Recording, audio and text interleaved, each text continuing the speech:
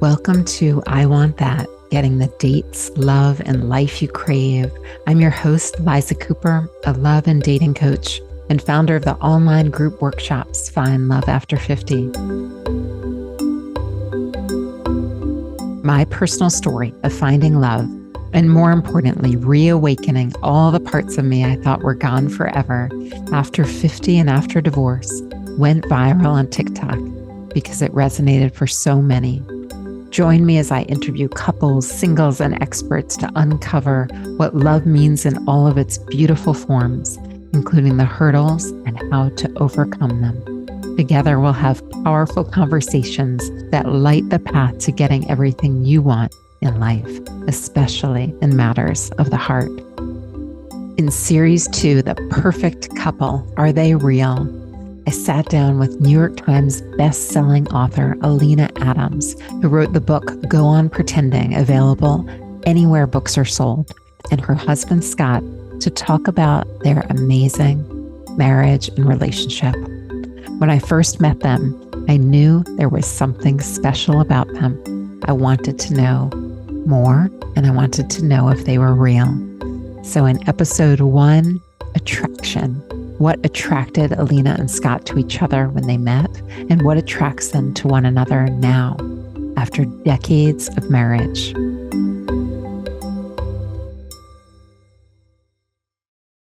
But before the interview, listen to a quick clip of me talking to a stranger about how to navigate limerence, unrequited love, on the streets of New York City, where I am known as the love coach.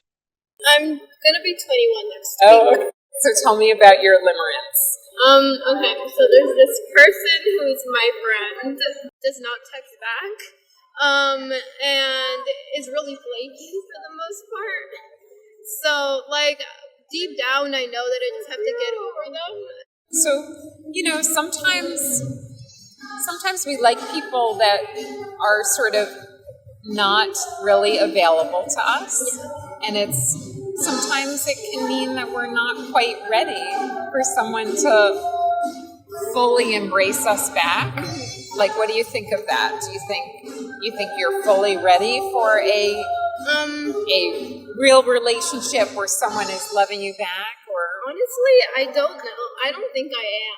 When I met you in December, we were at a cocktail party, and I was very struck by sort of the light around both of you, that you just seemed like a very happy, connected couple. I thought, wow, they're very connected to each other.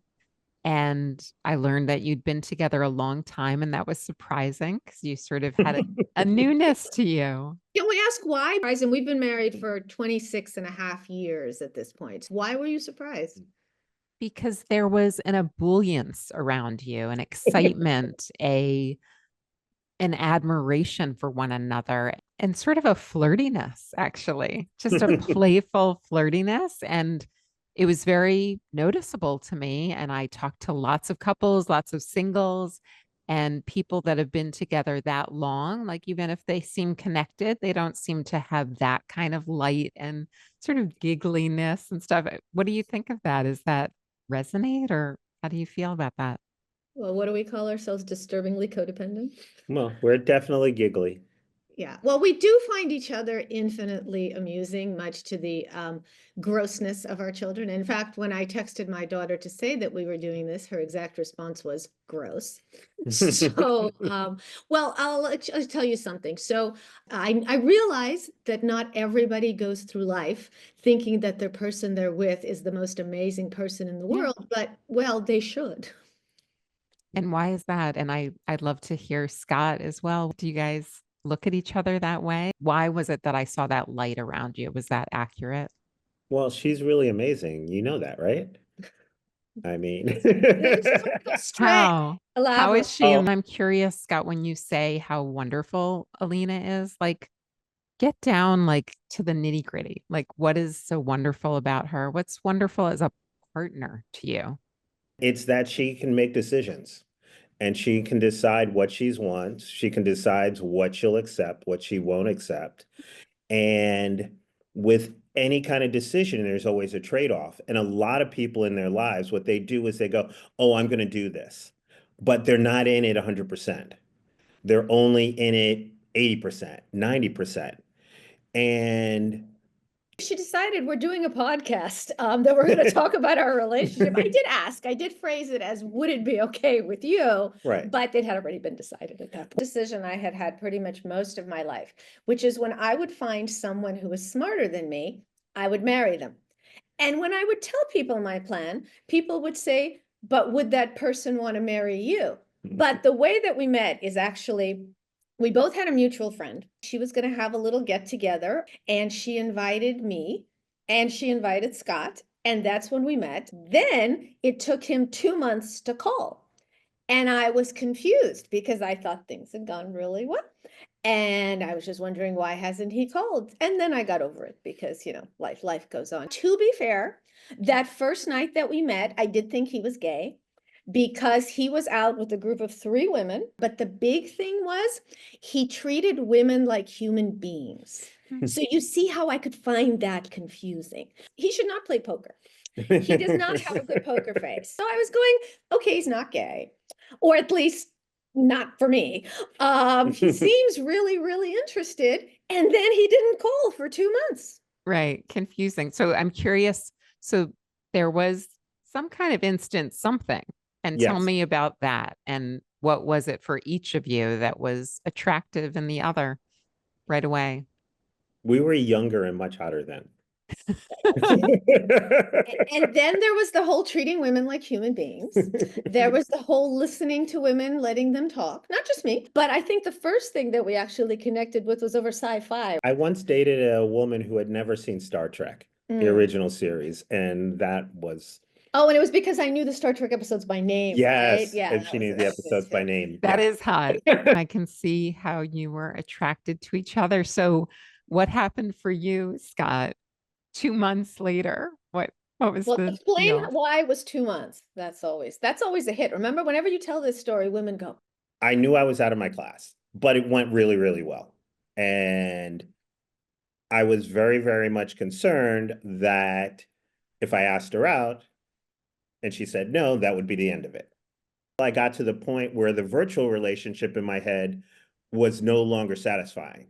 At that point, I was like, okay, I have to take the risk. And then I did. and then at that point, I was already dating someone else because 2 months is a long amount of time. You're really talking about the binary between fantasy and reality, right? Exactly. You were afraid that the other option was rejection. The fantasy in my mind was very, very enjoyable. I Yeah. would probably say it wasn't for the full 2 months. I think the last 2 weeks was me just trying to get up the nerves. And why? No, she was hot, but what was it? Star Trek. She was the full package.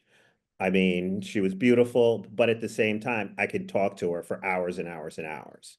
And that was great. I mean, the first night we met at about 6 or 7 p.m. at night, and I believed I ended up walking her home at 3, 4 a.m. Well, we saw Wow. the Rocky Horror Picture Show at midnight in between, which I'd never done. She was exciting, and she never ran down. The energy kept on going. And I'm a night person, so me staying up late was no big deal. I did not know until we actually got together many years later that she was not a night person. Oh. And her basically hanging out past midnight is totally outside of her normal wheelhouse. Early to rise, early to bed, which is why it was actually really great when we had kids. Because when we had kids, he could stay up with them like until 2, 3 in the morning, and then I could be up at 4. So that actually worked, but that's not what we were thinking. Well, I mean, you just pointed out a big difference between you and how complementary that has been, which is, another sort of feather in your cap in terms of how you relate to each other. But I'm curious a little bit about, just briefly, about your own cultural and religious backgrounds, which it sounds like might have some differences. You know the line, if he wanted to, he would. I never quite believed in that. After Alina and Scott met, it took 2 months for him to call her. So much can get in the way of people reaching out to those they actually are interested in. Of course, today I would tell Alina to reach out to Scott when she didn't hear from him. But I find in straight couples particularly, many women still prefer a man who reaches out first and often. In episode 2, which comes up next, find out if Alina's and Scott's differences in backgrounds mattered. And if you enjoy my podcast, please subscribe, like, comment, and share.